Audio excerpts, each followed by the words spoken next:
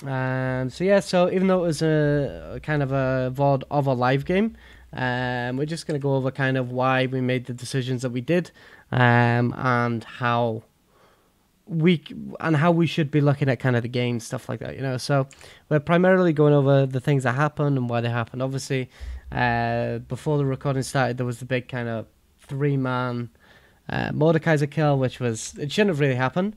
But so one of the things here is obviously bot lane is a very volatile lane. But we knew that Trundle didn't have flash. And Trundle's also very slow to clear. That's why usually kind of three camps. So what we can actually do is, because we know he started bot side, because they actually came, so they came at the same time, and I think solo did red.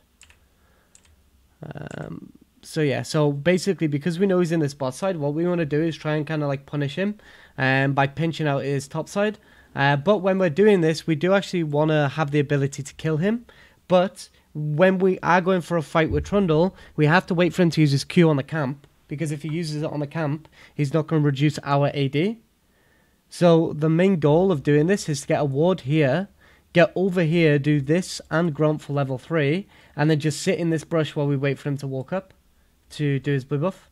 And then we can see him use his Q, and then we can actually, if he say kites it to here, we can wait for his Q and then potentially just W here, and then just kill him. So it's kind of like we want to be as quick as we can with things like this, because in theory we're splitting the map, but this is good to split the map because we've got a fed Mordekaiser that's 2-0 top lane. So we can basically make it so that he can hard carry the game potentially. This is situational, based off of your knowledge of like Trundle's slow clear speed, Yep. right? Yep. So Let's say like this was like a really fast clear champion, like maybe I don't know, a Master E. What would I have done different here? you can still do this the exact same way, but you can't take Gromp, so you have to take Q level 2. And then you just take away his blue buff. And then even though you won't get level 3, just wait for them to walk up and then you insta-kill them. What kind of champion would this like would this not work against? Like Uh, someone really tanky, like yeah, so Gragas? Warwick can stop invades. Lee Sin, if you don't time it properly, can kill you. Sometimes. It depends if he knows how to play Lee Sin. Udyr can actually 1v1 you as well. But the thing is, a lot of Udyrs won't have their bear stance until level 4. So maybe it's Yeah, risky. he would actually go Q double R, W. yeah. QRR Yes. and then E. Yeah, yeah. So maybe you could kill him. No, I don't think so. His Q does so much damage on its own, so I don't think you can. Do you think that like this is a legitimate strategy that I could like spam over and over? Yeah, easily. If it's the right game to do this, of course. Like, I had a period where I did this on so many champions. Like, even if it was bad, I'd still do it. Which obviously I don't now because I know when it's bad, but I did this for quite a while. Yeah, I think that um definitely I need to work on like I need to work on more of like punishing like enemy champions in their jungle, and I think this is like directly exactly what I needed. Yeah, and this is Even what the tower Xin. dive, that was insane. Yeah, and this is what Zin's really good at, right? Like he's a very very strong early game duelist. That if he gets early kills, he snowballs so hard into mid game. If he doesn't, then obviously his mid game is kind of useless, and you just go Frostfire Gauntlet instead of Eclipse. Okay, Like that's so fucking weird because I would go with the shield. Sterak's. Sterak's? So Yeah. the problem with Sterak's is you have to be in a fight for a substantial amount of time to get the full benefit out of it. So if you're ridiculously behind, you'll just get popped instantly. So what you do is you just go like Frostfire Gauntlet, Stone Plate, and you still do damage because your base damage is good. But you also just end up a massive nuisance. And then you'll just like sit on top of your ADC and just ult whenever anybody jumps on them, and they just die. And that time, like when we maxed out W and then we put 1 point into E, would after that, did you want me to like continuously level up E, or would you rather Q? No, E. Q you just really use later on in the game for the reset that it gives. So yeah, no, you just you don't use it. Like it's just to get your W and E up more, to be honest. So yeah, so the thing is here, so this is kind of one of the things with us locking down this top side of the map. Like the Mordekaiser is so strong in this lane because he got 2 early kills that the set can't really do anything. So as soon as we see the set getting pushed into tower, we can actually just look to tower dive him early because I mean he's got no HP. The Mordekaiser's tanky, and we've both got flash. And there's a substantial enough wave that we can kind of walk up slowly. And I mean, to be fair here, we didn't even need to E on top of him. We could have just walked up, Q, 3 Qs, and then just got away. Yeah. But it's fine. It worked. Yeah, what I was thinking there was, slow him down. So. Yeah, I mean, it worked. I mean, the dive was guaranteed. Like it was free. So, and so this is kind of the thing with this strat as well, right? Like this Trundle, for example. Had no idea because he didn't ward this pixel brush, which in these lower elos nobody ever wards this pixel brush early or goes for an early jungle ward. So that's kind of where it excels because you could also get sweeper. You could put a ward there, get sweeper, come back, and then you can see if somebody wards there, and if they do, you can just go and sweep it away and then carry on doing the strat. Yeah, that's where it kind of like gets a little complicated because then I won't have the ward to guarantee the vision on like whoever's on wolves. But you could just after grump you can just walk down, but you just have to know about what time they'll be there. Yeah, I understand what you're saying because on your level you can anticipate it. Yeah, obviously this is something that comes with time. Obviously, I mean the game is difficult, like so it's like. Even though these things might not click now, like if, say, for example, we cover, say, 10 things in the coaching review or the VOD review, and you only implement, say, one of them, you'll already see an improvement. And then you can always just go back and watch the video another time and go, okay, well, this was another thing.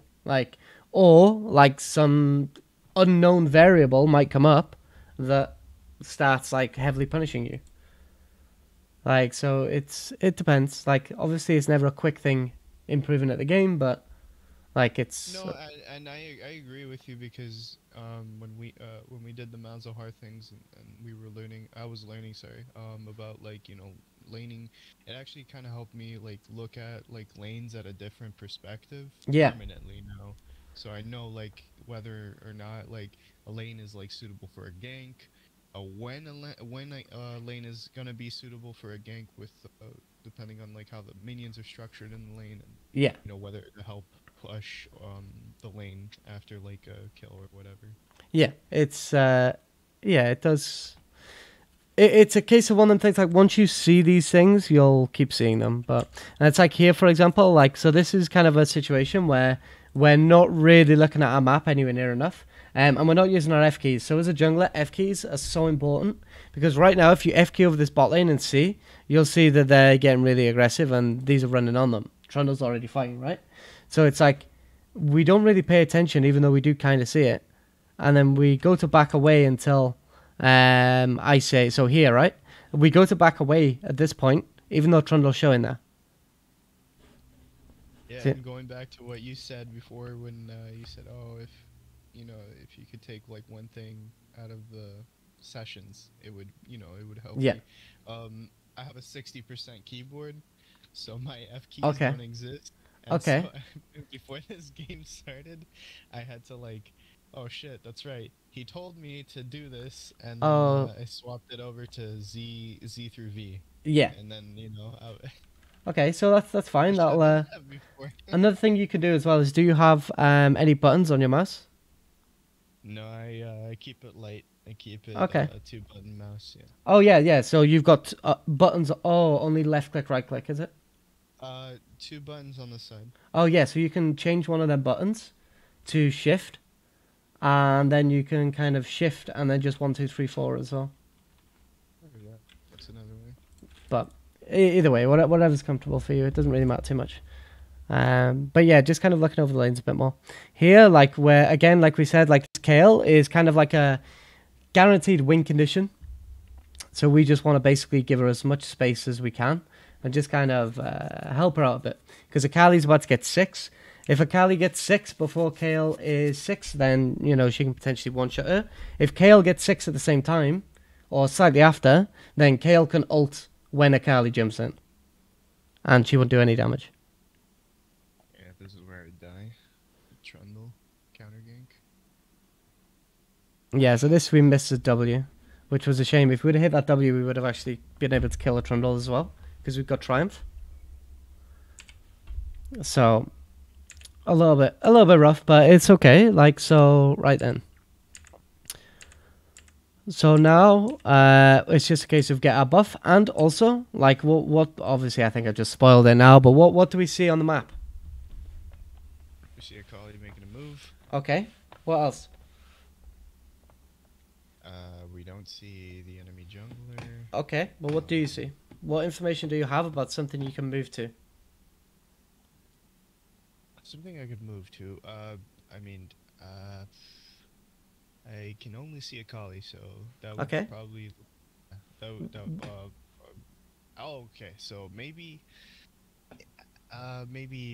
Scuttle. Maybe Trundles on Scuttle or something. Well, But maybe, but the I was on about Herald. So Herald is on its way to spawn right now. So our goal is to basically gank a lane that's close to Herald that we can kind of borrow them in order to do it. So right here, we should have just gone and ganked the set, which actually we do. okay, so you're saying go ahead and like just do Rift Hair. When it spawns, it's like the best time. Yeah, To yeah. just I mean, go. like for some reason, I always find that in lower elos, people just have no intention on taking Rift Herald. Yeah, I They can just they just don't bother. I don't know. There's times where I've literally flipped heralds when I've been smurfing, like the dirtiest flips ever. Like even I would shout at myself. And I'm just like, it just works, and I'm like, okay, now I've just got 320 gold for free. Thank you. Like, it's crazy. But we could go into his blue, or we just go and kill the set because obviously we want that prio for Herald. So we just go kill set, and then we've got prio for it. And also set would have actually killed the Maud here if we didn't go in, because Maud doesn't know the ult interactions. Like it's technically impossible for Maud to ult set because his set's ult is unstoppable, so it just cancels Maud's ult instantly. Oh shit! I had no idea. I mean, any champion could buy QSS and cancel it as well, but you know, Yeah. like at least you have to spend gold on this. So yeah, here we kind of got freaked out, but then we should have just held it here and then just finished it, because if we jump behind, get the eye and smite it, it's gone. Yeah, I didn't know what the threshold was, but Yeah. when it started declining, I was like, all right, I think this is fine, and then it Yeah. wasn't. So he just did 855 with the, and it was warded, but Dude, how much time did I fucking waste? yeah, it was a lot to be fair. Yeah, I was like feeling it too. I was like, dude, this shouldn't be taking this long to do, but you know, I was like, Yeah. trying to be cautious. So then we actually get it, which is nice. So yeah, so Eclipse, if you come back on Eclipse Gold, that's perfect. Because right now, this is the point now where you just go crazy. Yeah, so it's like, you know, it's a great damage spike. And Yeah, it's it also huge. has like defensive capabilities. Yeah. It just gives so much, it's unreal. So like you mentioned, oh, okay. So what happens? Like, is there like another item instead of Eclipse that I can build situationally? Honestly, like, Xin hard is pressed? one of the champions where you can literally build any mythic. Like it's crazy. Like literally any mythic. You can build AP mythic, you can build AD mythic, you can build tank mythic. Like as long as saw it, that. as I long as saw that it's on Mobile Fire. oh really? Yeah, Oh Mobile Fire. Some dude was like, you can build APs in. I was like, oh, okay, that's Yeah. interesting. So the A like he has AP ratios on pretty much everything in his kit. So What do you think about this? Was it correct? yeah, this was fine. Yeah, this was fine because you know they've warded there.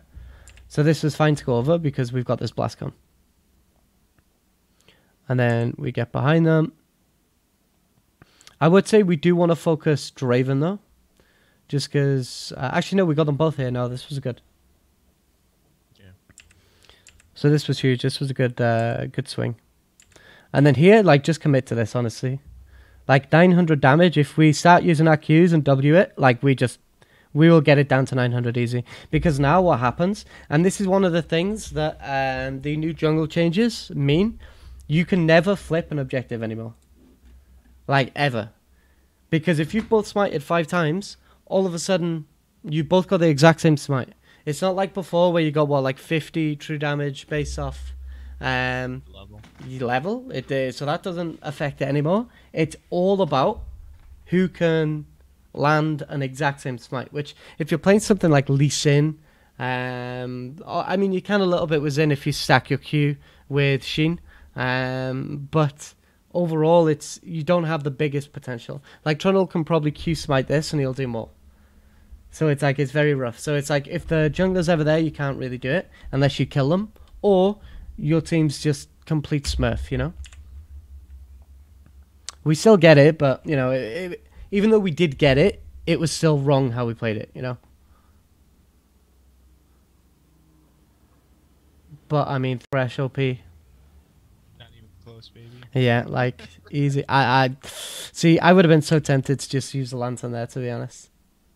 I think you could have out-healed that. You had Eclipse up as well. So I unironically think you could have gone for that. For this here. For the extra kills? Yeah. Like, because right here, like, you know, if you get on this Raven, you're going to shred him. So it's like you just wait for 3, 2, 1, use it, or get it just as it's about to run out, and then you E straight away. I thought they had it, and I was just like, yeah, it's a little bit risky, but I mean, it's a little bit more fun, isn't it? I mean, nah, I'm joking. The high variance plays are not good. I am just playing about. Don't worry. Like, high variance is bad when you're learning, but it just feels so good. So, you know. Tower diving after the second time it didn't work out. Yeah. So yeah, here, this is where we get Dark Seal. Like, we could have got it earlier, but Eclipse is a bigger priority, and we didn't really have any windows of opportunity to buy it earlier into the game. I think we could have gone Serrated Dirk here instead, actually, and just doubled up on our lethality.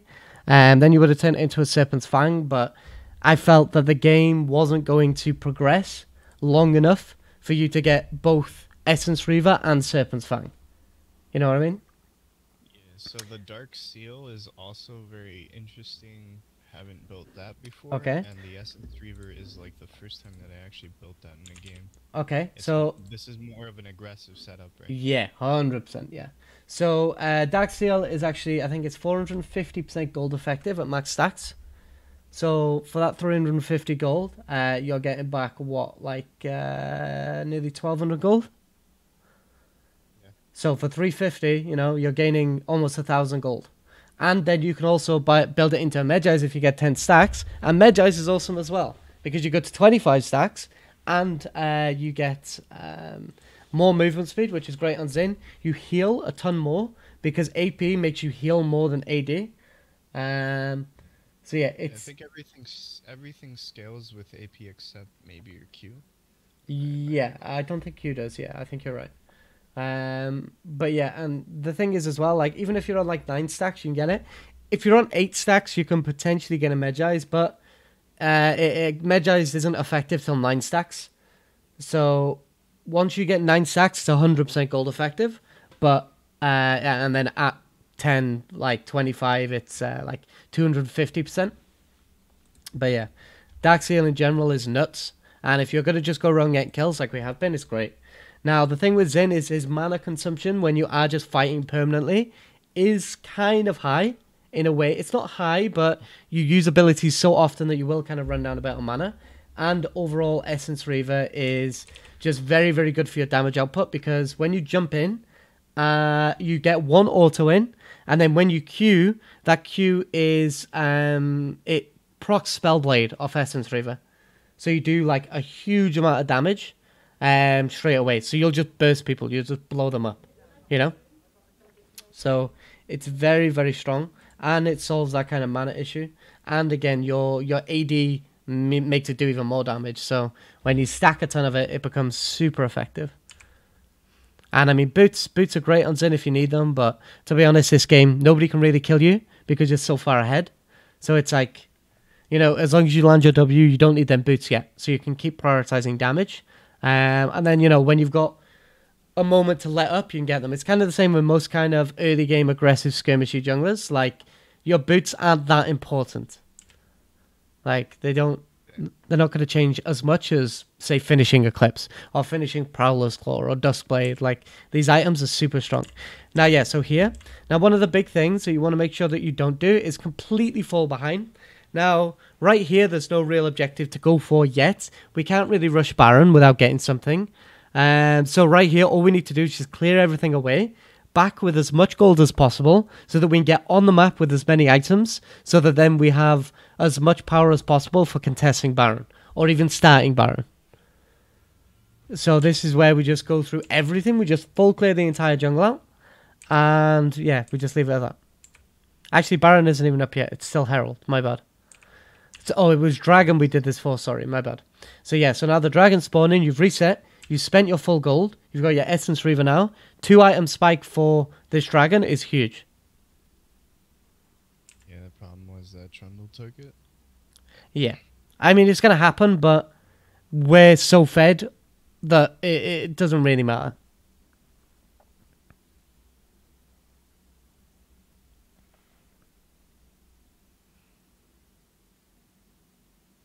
So yeah, he does a lot, but... So yeah, here, like, we just waited. I don't really know why. Because we had our E up. We should just insta-E to him. Yeah, so what I was thinking was, play a little cautious because of Trundle, but if you could see on the map, you could see Trundle on the... Yeah, and even if Trundle was here, it wouldn't matter. Because we've got our third auto from Q ready, and we've W'd him, and we have E. Excuse me. So as soon as we actually jump on top of him, he instantly gets knocked up. We can even red smite just in case, and there's no way he can ever do anything. And we would have got the kill, which would have been nice because Medjai's. So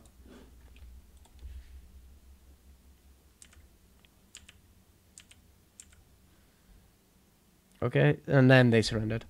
So yeah, so I think, so what have we kind of taken away from the session? What do you think you should focus on? It's okay to feed as long as your mid and top get fed. As long as you're getting pressure. I mean not feed, but yeah, you can. I'm just kidding. Yeah, you can kind of sacrifice yourself a little bit more when you're playing a champion that is so early game dominant that you will do a lot even if you don't really get much gold. You know, like you. So. Mm-hmm. To build on what you were saying, I'm sorry, I didn't mean to interrupt. No, it's fine. Don't worry. No, it's fine. Yeah, I feel like in this game especially, I was like playing a lot more aggressive than what I was used to. Yeah. I was from the get-go too.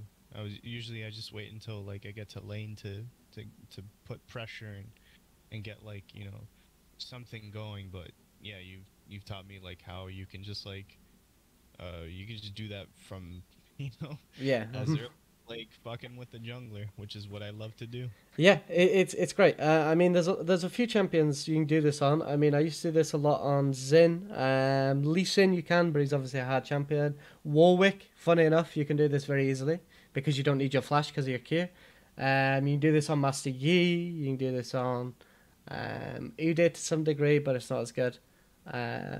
Because you have to go AD Udyr to just completely shut them out like this, I think. So it's not as good. But yeah, Jax as well. Jax was one of my favorites to do this. Like, take E for red buff and then just take Q and then run them. Like, but it's... Obviously, you can do this with a lot of champions. Now, it is a case of doing this repeatedly and just kind of seeing, okay, it works here because of this, or it doesn't work here because of that. Even if you give away first blood in the jungle, it's not really going to end the game, like, as long as you play it properly. Like, you'll still be completely fine. You just want to have red buff for a few early ganks, which, obviously, red buff helps a lot, don't get me wrong, but it's not, like, mandatory. Especially in elos where people don't use vision, and they don't even look at their minimap. So, yeah, so I think focus on just playing extremely aggressive early. I think narrow your champ pool to literally just spamming as many games of Xin or whoever you find the most fun, and just stick to that champ. And yeah, just see how many people you can abuse. One of the things you will find about this as well is in lower elos, it's more effective because people's mentals are just not there. Especially in lower elos. I don't know what it is, but in lower elos, sometimes people just completely mental boom. Like, off the charts. Like, where they'll just start, like, Yeah. running it down and stuff. It's crazy. Like, so, It's a double-edged sword. yeah. Yeah, if I don't do well, then I get pressured. Yeah. And you know, my team it'll be like 4 Jins Yeah. essentially. But if we can kind of open up with this kind of sort of, I was saying this to somebody in another session earlier today as well. Like, when you're playing jungle, it's kind of like playing chess, in the fact that your opening move will determine how you play the rest of the game. So it's like, if your opening move is a really good one, then you can basically just ride your tempo, ride your momentum, and as long as you don't do anything stupid, you know, like, you'll probably win that game. Because you're continuously snowballing, the enemy team's mentals are going, especially early into the game. Like, one of the big things about this as well is if we're on, say, blue side and we need to gank top lane, we can actually just go red, chickens, gromp, and then gank top at like 2 minutes 40. Now, one of the things that's kind of ingrained in a lot of top laners' minds, especially top laners that try to learn how to play top, is that roughly the 3 minute mark is usually when junglers come to gank you. Now, when you're playing things like Xin Zhao, Jarvan, Lee Sin, even like these junglers that can, you know, do a lot early into the game, all of a sudden that 3 minute threshold drops down to about 240, which then means, you know, you can potentially gank them before they've even had a chance to put vision down. And the time you'll gank them as well, at that kind of 240 to 250 mark, that's also when there's a cannon in the laning phase. So that's when there's a cannon there as well. So as soon as they walk up to try and hit that cannon or push it, you instantly just walk in and kill them, deny them the cannon, and that laner just wins, you know? Yep. So, and then you just revisit it. I've had times where I've visited the same lane 3 or 4 times within the first 5 minutes and got a kill every single time. Like, you could do some crazy stuff, but you just have to know where your limits are and just push those limits as much as possible. But so I'm going to finish the recording up there. Did you have any other questions or anything about anything we covered, or? Not really, but yeah. As far as the build goes, Okay. what would you, you said that the standard is always going to be like Eclipse, Yeah, or like Eclipse Eclipse. into a Gauntlet, Yeah, so Eclipse into Essence, maybe. yeah, so Eclipse into Essence if you're just snowballing and you just want to keep fighting. You can go Eclipse into Sterax if, say, they've got somebody on the enemy team that's really beefy, but you're still snowballing. If you're not doing too hot, you can go Frostfire Gauntlet into something like a Stone Plate, or even like a Frozen Heart, to be honest. There is some games where I will snowball through the early game with an Eclipse and Boots and Dark Seal, and then later on into the game, maybe I give away a few shutdowns, maybe somebody's really fed. So what I do sometimes is I just straight up go Frozen Heart as well, because the resistances that it gives you ends up giving you a very large amount of effective HP, because you have a ton of resistances, but you're also constantly regenerating your HP through your W, or through your, I think it's on your passive now. So because you're consistently regenerating that HP, those resistances actually give you more HP in the long run. So I think 100 armor is about 150% effective HP. So it means that you're basically you have 1.5 HP bars just from 100 resistance, and then obviously you'll keep healing that, so it's really good on healers. So I mean, but you can got things like Abyssal Mask and stuff too, which are also pretty good. But yeah, so build is very variable. Honestly, I think for now, just stick to, if you're snowballing, go even, go Eclipse. If you fall behind, like really behind, just go Frostfire Gauntlet and go tanky. Gotcha. So yeah, I Okay. just think follow those two. But yeah, so overall, actually I think, yeah, so I'll finish this recording now, upload it to YouTube.